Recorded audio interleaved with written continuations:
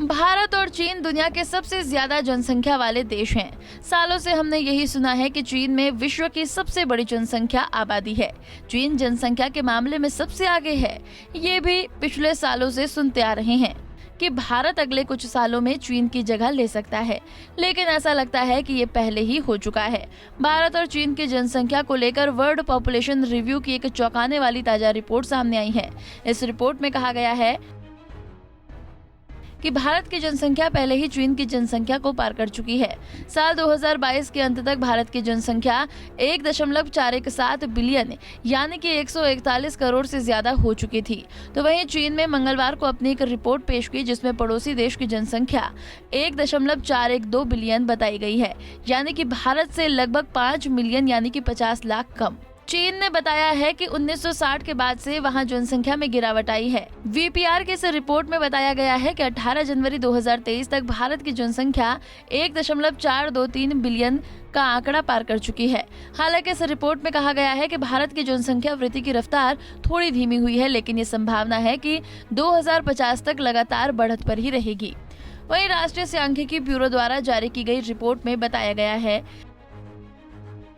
कि साल 2021 की तुलना में 2022 में चीन की जनसंख्या 8,50,000 कम हो गई है। इसका कारण चीन में 1980 में लागू की गई एक बच्चा नीति योजना को बताया जा रहा है। भले ही 2021 में चीन ने इस नीति को वापस ले लिया हो, लेकिन 4 दशकों तक लागू इस नीति के कारण चीन की जनसंख्या में गिरावट जारी रही।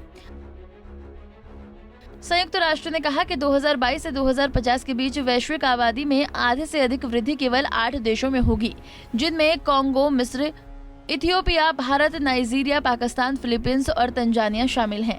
किसी भी देश की आबादी में गिरावट उस देश का एक फेज होता है जिसमें यह गिरावट दर्ज होती है।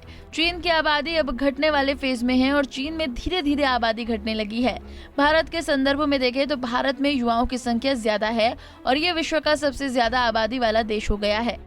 इसका सीधा असर देश की अर्थव्यवस्था पर पड़ेगा। यदि भारत की जनसंख्या के साथ मानव संसाधन और कार्यक्षमता बढ़ेगी तो पूरी दुनिया में देश की एक मजबूत स्थिति होगी और पूरी मजबूती के साथ भारत को इसका लाभ मिलेगा।